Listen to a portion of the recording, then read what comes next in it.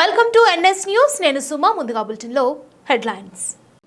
ఇందూరు యువత స్వచ్ఛంద సేవా సంస్థ 13వ వార్షికోత్సవ వేడుకలు ఇందూరు నగరంలో రాజీవ్ గాంధీ ఆడిటోరియంలో ఆ సంస్థ వ్యవస్థాపకుడు డాక్టర్ మధుకూరి సాయిబాబా ఆధ్వర్యంలో జరిగాయి.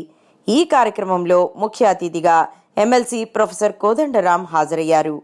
ఆయన మాట్లాడుతూ రోడ్లపై నిస్సహాయ స్థితిలో ఉన్న అనాథలను చేరతీయడం, నిత్య అన్నదాన కార్యక్రమాలు నిర్వహించడం, అనాథ శవాలకు అంత్యక్రియలు నిర్వహించడం అభినందనీయమని అన్నారు.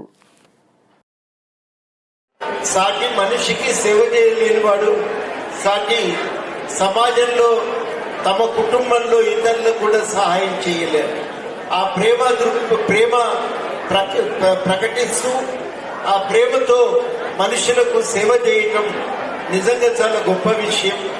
ఇందూరు యువతను ఈ విషయంలో అభినందిస్తున్నా. అదేవిధంగా మనకు శవం అంటేనే ఒక చెడ్డ అభిప్రాయం ఉంటుంది.